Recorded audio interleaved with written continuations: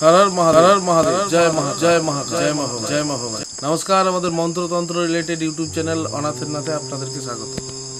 তো আজকে আবার একটা নতুন ভিডিও নিয়ে এসেছি। এই ভিডিওতে কিছু সাধারণ ইনফরমেশন আমি দিচ্ছি বা কিছু সাধারণ ব্যাপার যেগুলো প্রত্যেকের জীবনে দরকার।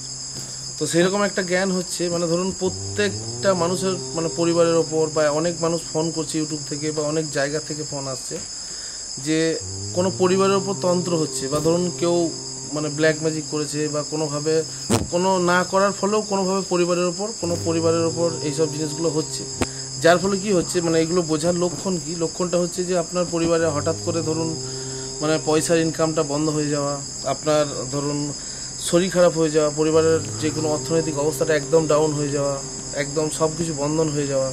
তো যাদের বা ধরুন গায়ের মধ্যে কোনো র্যাশ বেরিয়ে যাওয়া, জ্বর চলে আসা হঠাৎ করে, তো এইগুলো হচ্ছে তন্ত্রের লক্ষণ। যদি কোনো মানুষের মানে পরিবারের ওপর বা কোনো মানুষের ওপর কেউ ব্ল্যাক ম্যাজিক বা তন্ত্র করে, ব্ল্যাক ম্যাজিক বলতে তন্ত্রেরই একটা ভাগ, ব্ল্যাক ম্যাজিক বলে কিছু হয় না, তন্ত্রের একটা ভাগ, মানে তন্ত্র ভালোর জন্যই হয়েছিল। এবার যারা সেটাকে খারাপভাবে ব্যবহার করে সেটাকেই ব্ল্যাক মানে কালো ভাগ বলা হয়, তো সেই ভাগটাকেই ব্ল্যাক ম্যাজিক। তো এই জিনিসগুলো কোনো কারণে মানে শুধু মানুষ করে সেরকমভাবেই নয়, অন্য আমাদের মানে প্রত্যেক দিনের জীবনযাত্রা বৈশিষ্ট্যের ওপর ডিপেন্ড করে এই জিনিসগুলো হয়। অনেক কারণে এই জিনিসগুলো ব্ল্যাক ম্যাজিক প্রত্যেক মানুষের জীবনে পরিবারের ওপর চলে আসে। তো এইখান থেকে বাঁচার কি উপায় আছে? আর একটা পরিবারের ওপর যদি কোনো ব্ল্যাক ম্যাজিক হয়, যদি এরকম কন্ডিশন চলে আসে, সব কিছু বন্ধ হয়ে যায় বা মন মানসিকতা একদম ভেঙে যায়, ঠিক আছে, মানুষের সুসাইড করার ভাবনা চিন্তা চলে আসে, ঠিক আছে, তো সেই জায়গা থেকে মানুষ বেরোবে কী করে আর তন্ত্র কীভাবে সেখান থেকে কীভাবে কাটবেন? তো এইটার জন্য একটা সব থেকে বড় রামবাণ হচ্ছে কাল ভৈরব, মানে তন্ত্রের স্রষ্টা বলা হয় কাল ভৈরবকে। তো কাল ভৈরবের নামই হচ্ছে তন্ত্র কাটার জন্য যথেষ্ট। যে কোনো ভয় বা যে কোনো তন্ত্রকে কাটার জন্য কাল ভৈরব সব থেকে বড় ভূমিকা পালন করে।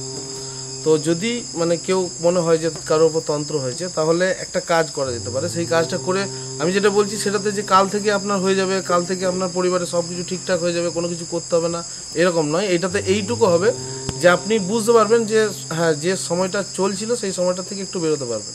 কি করতে হবে? আপনাকে হলুদ সর্ষে নিয়ে আসতে হবে, যে কোনো দিন হলুদ সর্ষে নিয়ে আসতে হবে। হলুদ সর্ষে নিয়ে এসে আপনি ডান হাতে এবং বাঁ হাতে মুঠো করে নিয়ে নিলেন, ঠিক আছে। তন্ত্র থেকে বেরোনোর আমি উপায়টা বলছি।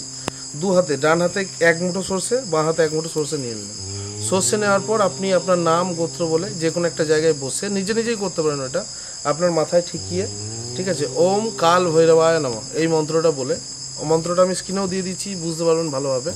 ওম কাল ভৈরবায় নমঃ এই মন্ত্রটা বলে মাথার মানে 7 বার বা 11 বার এইভাবে ঘোরাবেন, ঠিক আছে। এক হাত ঘোরানো হয়ে গেল, আবার এই হাতটা ঘোরালেন, ওম কাল ভৈরবায় নয় নিয়ে দুটো হাতে আপনি মন থেকে বললেন যে আমার ওপর ব্ল্যাক ম্যাজিক বা এই কালা জাদু করেছে বা কোনো তন্ত্র আমার পরিবারের ওপর হয়েছে, সেটা তার কাছে ফেরত যা, সেটা বলে আপনি কোনো গাছের নিচে বা কোনো ড্রেনে বা কোনো নর্দমায় সেই সর্ষেটা ফেলে দিলে তন্ত্রটা কাটা শুরু হবে।